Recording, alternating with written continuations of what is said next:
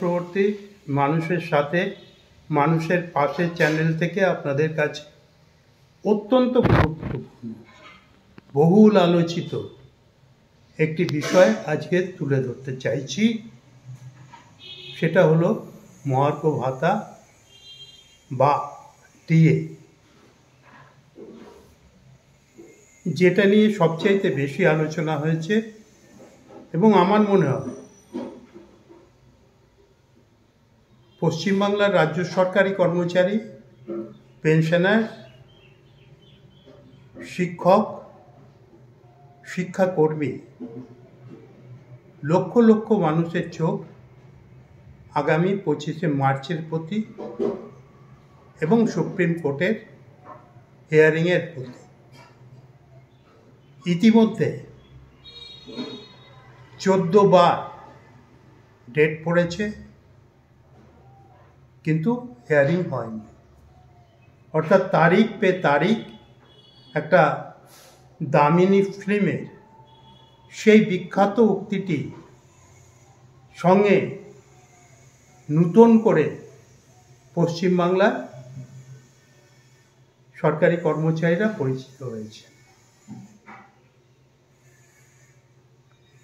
এই কেসটা প্রথমে স্যাটে যায়, সেখানে মামলাকারীরা হেরে যায়। হেরে যাওয়ার পর তারা মহামান্য কলকাতা আদালতে যান এবং কয়েক বছর ধরে কয়েকবার সিঙ্গেল বেঞ্চ, ডিভিশন বেঞ্চ করে তারা জয়লাভ করে। ডিএটা অধিকার, গণতান্ত্রিক অধিকার, দ্রব্যমূল্য বৃদ্ধি জনিত ক্ষতিপূরণ, কনজিউমার প্রাইস ইন্ডেক্সের উপরে ভিত্তি করে ডিএ যে কর্মচারীরা পেতে পারে, সুস্পষ্ট ভাষায় এই রায় দেয় বেতনের অবমূল্যায়নের বিরুদ্ধে কলকাতা হাইকোর্ট।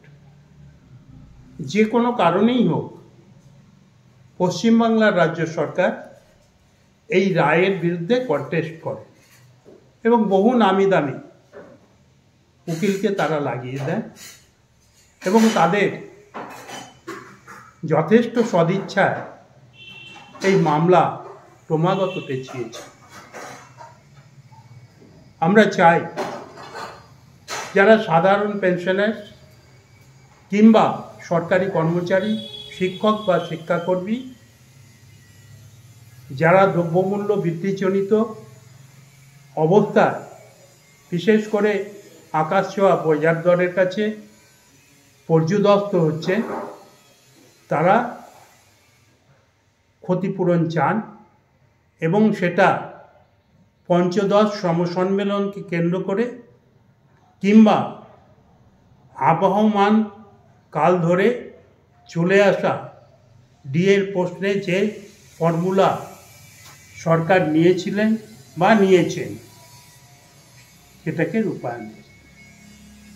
আমরা তাকিয়ে আছি 25 তারিখের পরে। সবাই, যদি কেউ বিরোধিতা করেন ডিএ, তিনিও তাকিয়ে আছেন।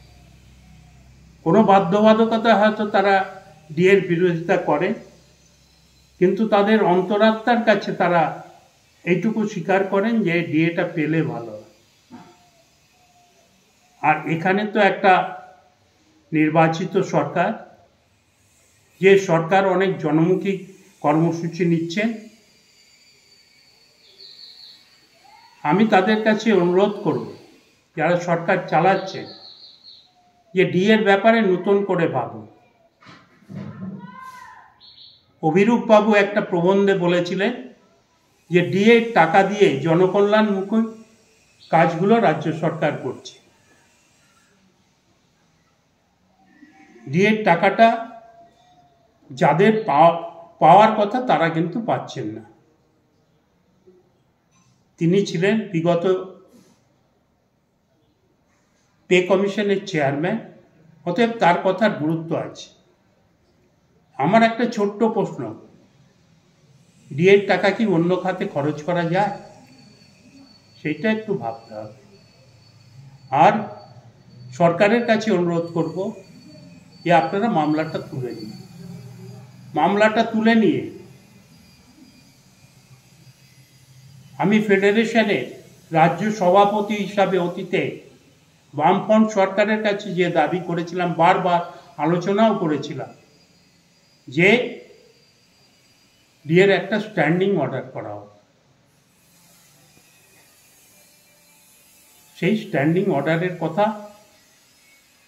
সরকারকে ভাবতে হবে, কর্মচারীদের ভাবতে হবে, শিক্ষক এবং শিক্ষাকর্মীদেরই ভাবতে হবে।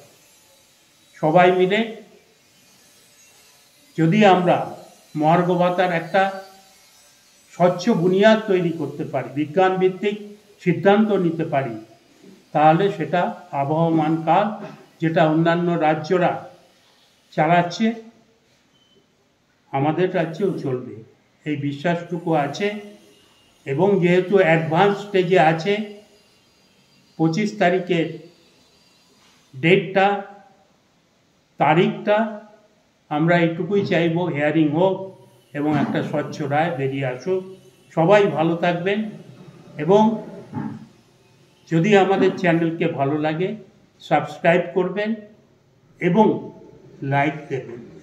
ধন্যবাদ।